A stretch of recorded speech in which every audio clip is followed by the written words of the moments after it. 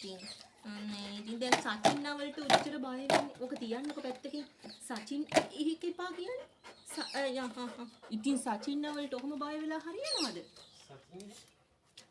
සචින් නවලට ඔහොම බය වෙලා හරියනවද? සචින් නවලට.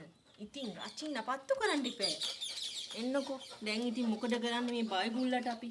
ඈ? මේ බය ගුල්ලට අපි මොකද කරන්නේ? දැන් රතින් ඥාය පත්තු වැටෙනවා ඒ ඇස්සේ. රතින් ඥාය පත්තු කරයිද දන්නේ.